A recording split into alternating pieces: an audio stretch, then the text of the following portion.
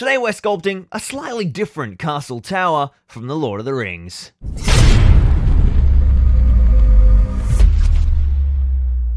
Welcome to Zorba Gaming, my name's Lachlan Linton Keane, and welcome to the third installment of our Minas Tirith terrain series. In this guide, we're going to be having a look at one of the fortified bastions on the outer ring wall of the White City. A beautiful towered structure with a siege emplacement that slots right alongside our traditional battlements. We get to have a look at some more complex forms, bringing in some of that fantastic octagonal architecture that we see throughout the White City, and we get to look at some alternate patterns of stonework as well. As always, we'll be going through how to sculpt, texture, and detail this foam surface to get it looking incredibly realistic, so you've got a fantastic looking castle tower by the end of your journey. This scenery guide is part of the COVID-19 Minas Tirith community build happening here in the Australian Middle-earth community. We can't play any games together, but we have got players and gamers all over Australia and around the world working towards a communal hobby goal to make a fantastic Minas Tirith gaming board. As always, all the templates for this build are available for free in the description below, so go print those off and let's get cracking on this castle tower for Minas Tirith. So the first step, of course, is to cut out our templates for the outer wall tower.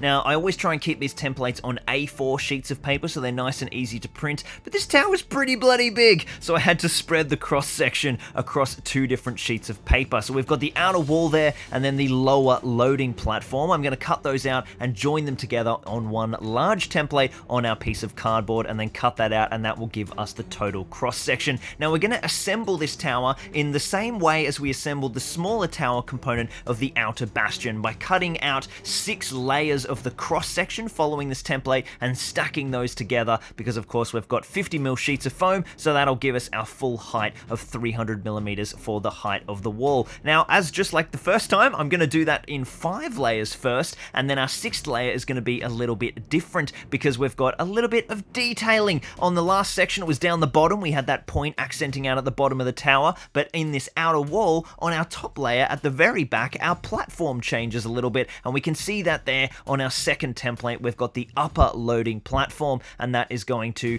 decrease in size. We're going to have a little bit of stair detail, and that's in fact where the Gondorian soldiers load the trebuchets, which sit on the top of these towers. So I'm going to cut out 6 of them to begin with, and then we'll detail the 5th. Once we've got all 6 of those cut, make sure you're using a nice sharp knife. Once again, remember to change your blades, boys and girls. We want really even cuts on this foam so that we don't damage the surface of the foam as we're cutting it, because we will of course be turning this all into stonework. So the change in cross-sectional area of our upper loading platform is about 5 to 6mm thinner on our 3 outer sides of that platform, but it doesn't go all the way down our 50mm thick sheet. It only goes 30mm down, so we're going to trim down and trim that around by measuring 30mm down from the top, making a cut all the way around those sides, and then cutting from the top until we've got our reduced block size. And you'll see that kind of terraces off nicely, and it's just a lovely little detail to see that stonework kind of hit a point and then thin out and keep rising. It accents the form of the tower, rising up to the loading platform. And now we're going to start to work on our stairs. The first section we're going to do is cut out the middle section. We've got 2 stairways that come down from the sides to meet in the middle, so that the trebuchet's arm, when it's loading, can hang down into that gap between the stairs, and that allows the loading arm to sit a little lower, which gives it a greater fulcrum point for some increased range, and it makes it easy for the Gondorian soldiers to load it as well with that lower, so it's not hanging off the edge. Gives it some nice ease for the troops of Gondor. The template gives us the outline of the stairs, so we're going to cut out that middle section first by digging down 3cm on either side and the inner wall as well, and then just wrench that out by digging your scalpel into that central groove. And if it does kind of rip or tear up the join, that's fine. We can fix that with a little bit of putty later. Then I'm going to show you a really quick and easy way for creating some stairs in foam. And the first thing we want to do is create our triangle. So I'm just going to cut away a piece of that foam on each side to create a slope down, leaving enough room for our stair at the bottom and of course the stair surface at the top. And then I'm just going to take my scalpel blade and gently saw back and forth from the top and then from the side, from the top and then from the side, terracing my way down about 5 to 6mm for each stair, moving down and across by the same margin, and then flicking those pieces out, and you can see that it's a really quick and easy way to make some lovely stairs cut into the foam surface. You might have to grab your smaller scalpel and just clean up the edges where it joins that inner wall sloping down, but it's not too hard to do, and then you've got some great stairs on that upper platform. So once that upper loading platform is finished for the time being, we're going to glue all of these layers together to give us one solid base of a tower to start working on with our tried and true method of sticking it full of skewers and pumping it full of weld bond. Just make sure when you assemble the different cross-sectional levels that you do keep them nice and straight so that your tower's not on a lean.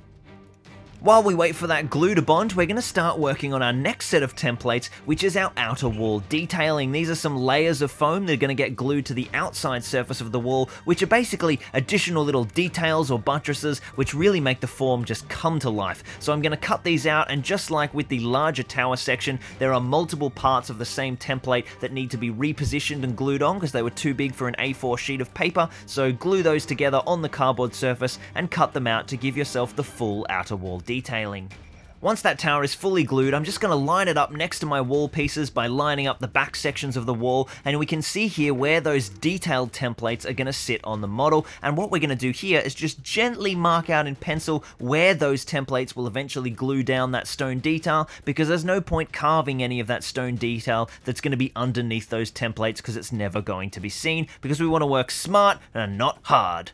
So once we've marked out those outer detail templates, it's time to start carving our stonework. And this is a little bit of a step. There's a lot of surface area here to be carved and detailed, but if we work on it methodically, it doesn't take too long. So what we're going to do is we're going to be carving horizontal lines into this foam surface, and we're going to work on the outer section of the tower first. This section of the wall is made up of a thinner brick than the primary wall, so we're going to score 4 rows of brickwork into each of the 50mm thick sections of stonework by scoring straight down the middle and then breaking up those 2 halves in half again, and we'll do that all the way wrapping around the front section of the wall. The biggest thing here is to only carve brickwork where it's actually going to be seen. We don't want to do work for any waste, and we've got this huge cross-sectional area here where the wall is joined by other wall sections, so we don't need to carve any bricks there, and we don't need to put any serious detailing into the regions where those details that we've marked out are going to go down. But what I do still do is I draw most of the horizontal lines around them so that the brickwork we carve around them still behaves as normal.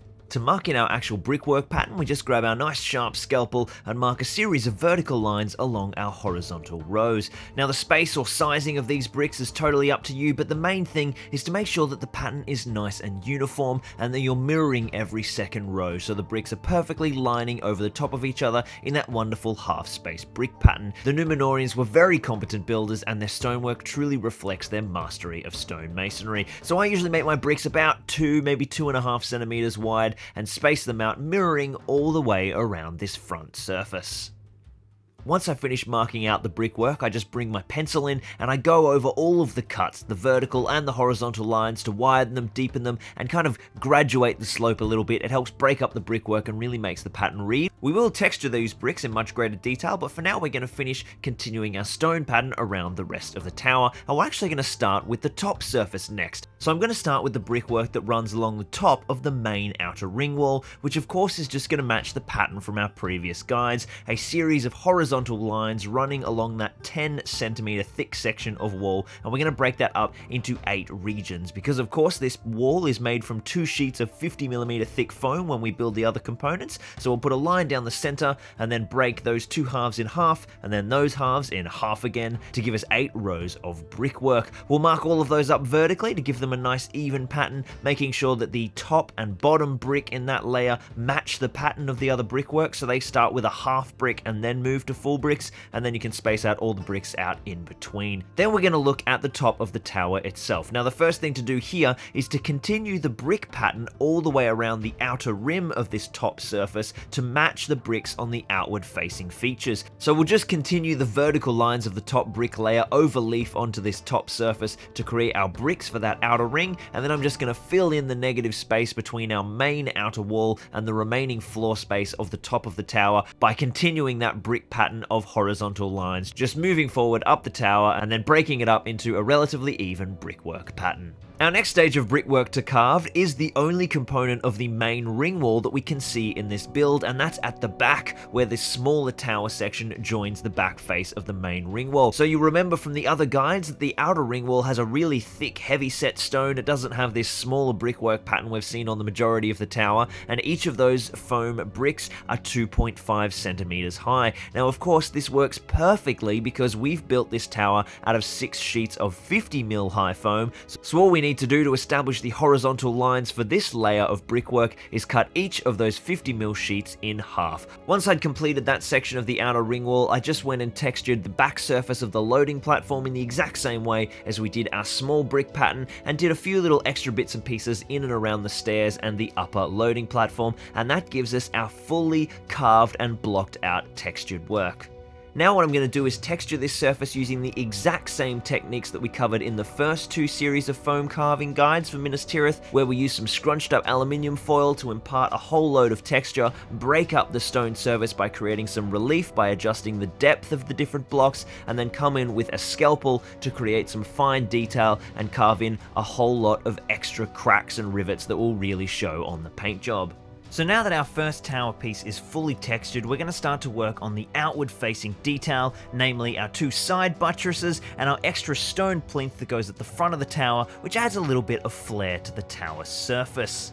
We've already made these templates, so now we're just going to grab some foam appropriately suited. We usually try to keep these foam details about 5 to 6mm thick, so for the front long piece of stone that runs up the front of the tower, I'm going to cut a big long strip of my 50mm wide sheet, about 6mm wide, and as this stone detail is 50mm wide, that is absolutely perfect. I'll just grab the template, lay that down on top, and trim it down to size. Now as this piece of stone detail runs all the way up the front of the tower, including overlapping the top section or the upper bastion, that's going to be put to the side for the time being. The two side buttresses, however, do finish just underneath the battlements, so we're going to put those onto the main structure now, but I'm going to need to cut that from a larger sheet that's 55mm wide, so I'll use one of my normal 50mm sheets, cut that 55mm wide, and then cut a sliver off that is 6mm wide to get the perfect thickness and width of my stone buttress. So I'll need to make two of these, one for either side of the tower, and you can see it's got that lovely reducing profile of width that really accents the tower and draws the eye up to the bastion up the top. Those will finish nestled in just underneath the battlements, but what we're going to do now is do our brickwork texture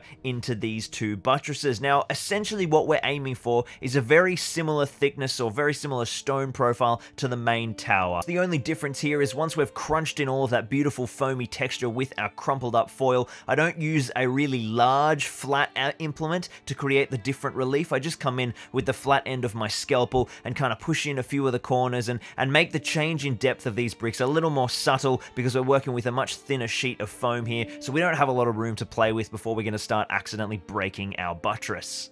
Once you've got those two stone panels textured, we're going to bring them in and affix them to our main structure. As always, we'll use glue and cocktail skewers here by sticking the skewer into the main tower structure, leaving 5 or 6mm poking out so that will bite into the foam surface and give it a physical bond as well as the glue. But we're going to do a dry fit first so that we can make sure that where we affix these stone panels lines up perfectly with the pieces of ring wall that join the side of this tower, because it should be a flush join so that when your ring wall comes in, it locks up in between the corner that this stone panel creates and the flush surface of the tower. So once you've got that all lined up, bring in a bit of glue and you can glue both of those panels down. You can already see how much cooler it looks having that extra layer of detail over the top of the main tower stonework.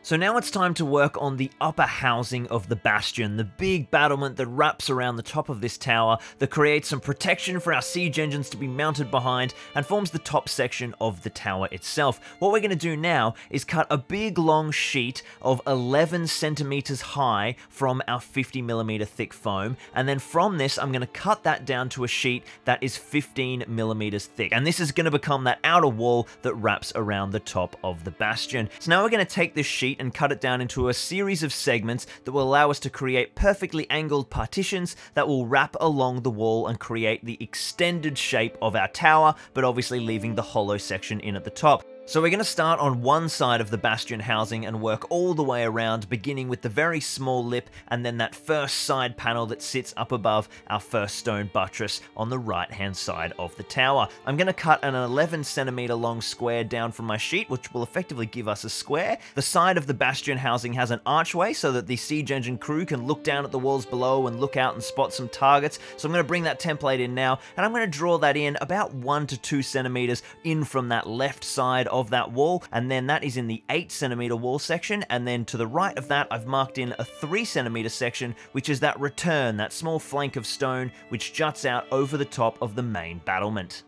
Cut that archway out and make sure you use a small scalpel to do the curved section at the top to allow your blade to get in there and follow that curve nice and accurately, because we want to put a bit of curve detailing in. So bring in your small scalpel and follow that curve around, creating a little lip about 5 to 6 mil wide that creates a second sort of stone archway that mirrors around it, and it's just a nice little accent. Once that archway is finished, you can put in all the vertical lines on the outside face of the wall and do all of your texturing on both sides. The very top of the housing has a ramped accent that thins out towards the top, so I'm going to slice down onto the top of this piece of foam, only down the depth of the first brick, and then remove about 5 millimeters from the inside of this towered structure. And then what we'll do is we'll bring in our knife and we'll cut into the second brick to create a lovely ramp, and then smooth that over with my foil and retexture it to create a lovely flowing accent that thins out the cross-sectional area of the stone bastion at the very top of the tower. Now we're going to break this piece of foam down into the two panels, the main panel that holds the archway and the small return of stone that juts out over the main ring wall. I'm going to make a cut 3 centimeters in from the larger side, and then we want to trim away a wedge of foam on either side of that cut on the inward join to create an angled piece of about 135 degrees. You may need to bring your knife in and sort of saw back and forth, really moving up to the outward edge of that cut so that you get both pieces joining together really nicely. You get a really flush join, and that way your angle is going to be perfect. We can separate those two pieces now and rejoin them using some PVA and small skewers. That way they're going to have a really strong bond. This whole tower housing could be quite prone to being knocked, so we want this to be really tightly locked together. Now, using the exact same process, I've gone on to create additional panels following around the top of the housing, just measuring their width by measuring the space of the top of the housing itself, and then cutting away various angles again to keep creating that 135-degree join as the bastion housing wraps around the top of the tower. Keep joining them with a combination of PVA glue and skewers, and don't be too alarmed if as you build the larger shape you start to have a few gaps here and there and it's not the most flush surface, because we'll clean it all up in just a second. Once you've made the first archway and the front 3 pieces that form the front of the tower, I'm actually going to join this sort of sub-assembly to the tower itself by putting some skewers straight down into the tower body and joining that all with PVA. It's really easy to do that at this stage. You're not dealing with the entire tower housing at once, and that way I can put a bit of tape around it and lock it all in and make sure it's gluing and drying at the right angles. Seeming as we've got the entire front section of our tower done, while that's drying, I'm going to jump to the side and do my front detail piece that we put to the side earlier on. I'm going to finish doing up all of my front stonework paneling, go over that with a pencil, and then retexture it just like we did before with our crumpled up foam and then the end of our scalpel blade. I'm going to attach this to the front of the tower just like we did the other detail pieces, but I'm going to put in quite a few skewers dotted into the tower surface because this piece of foam is so long but it's quite thin. As it glues, it could warp and buckle, so we want the glue there for the strong bond, but those skewers will make sure that it stays nice and straight and really flush with the tower wall.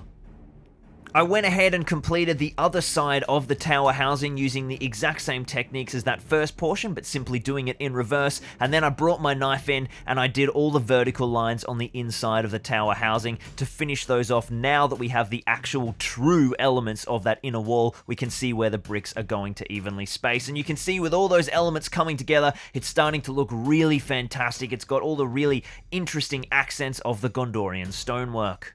Now, as we've glued various components together, there might be a little bit of a gap here and there. Maybe some of your angled pieces didn't join completely seamlessly, or some of the buttresses and outer details haven't sat completely flush against the main tower body. What we're going to do now is bring the make you look like an awesome terrain maker layer, which is where we get a little bit of multi-purpose filler and blend all of those joins. If you think about it from a stone masonry point of view, we've put some of our stone down and we're just going to bring in a little bit of extra grout to hide our handiwork. So this is just a water modeling compound that you mix up and you can spread it around into all of those various joins. I use the end of my scalpel or sometimes even my finger and just jam it into any grooves, any gaps. Don't be afraid to just jam it in there. As it moves around, it is going to obscure some of your detail, but get it into those grooves and fill those areas, and then come back in with your scalpel and scratch away and pull away all of the surplus that you've put down. And then if you've got too much blocking broad flat details from the stone, you can just come in with a bit of moisture on your finger and wipe that away, damp it all down to sort of reactivate it, and then grab a bit of paper towel and pull it all away, and you'll be able to return all of your texture and make sure that everything looks nice and neat and seamless.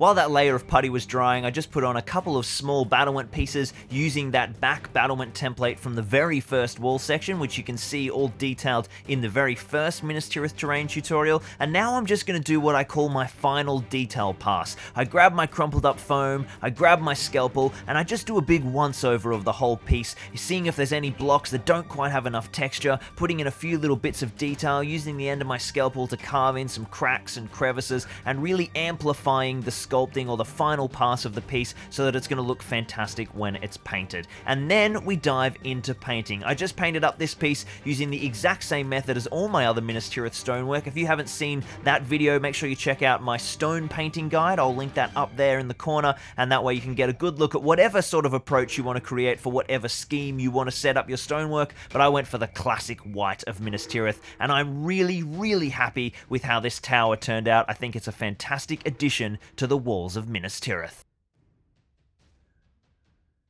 So over a meter of the wall complete now, which is looking fairly impressive, but there is a hell of a lot more to go. I've got basically a lot more wall that I'm building myself, then I'll have to start focusing on the gatehouse. We're going to do another kind of wall tutorial where I look at bringing in the curve. Obviously all of this has been straight, and the Minas Tirith outer ring wall is curved as by its nature. So we're going to bring in a little trick so that we can make these walls sort of stagger on a slant, which will mimic a curve, but still mean that you've got straight wall pieces, which are infinitely more usable if you want to be able to get different types of siege gameplay out of your gaming board. So we'll be looking at that in the future. I've already released the templates for the Minas Tirith buildings, or at least the first wave of those. Those are down in the description below. So the next couple of very exciting videos, maybe with someone special joining us, we'll be having a look at the Minas Tirith buildings, which is going to be very exciting indeed. And we've already got a whole lot of people all over the world working on more wall parts, more buildings. A big kind of thank you to Marcel from the German Middle-earth community,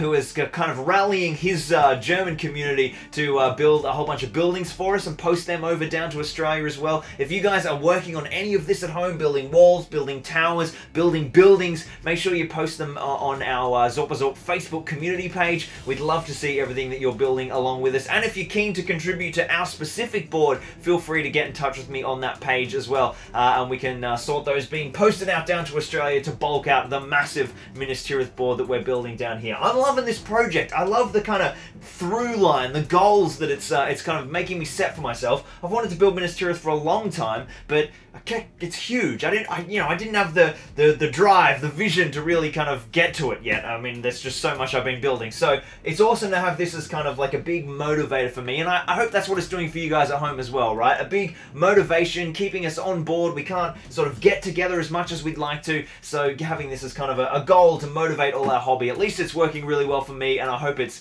fun for you guys as well. So thank you so much for tuning in to part number 2. There are a whole lot more of these Minas Tirith tutorials on the way, so make sure you stay tuned for those. Subscribe if you're new around here, and feel free to check out all our other content. We've got loads of stuff and lots more exciting things happening on the horizon as well. If you're enjoying the content, please feel free to head over to our Patreon and show us some support. Without my incredible Patreons, none of this will be possible, so a huge thank you to all of them, and I will see you next time right here on ZorpAZorp Gaming. Cheers, guys.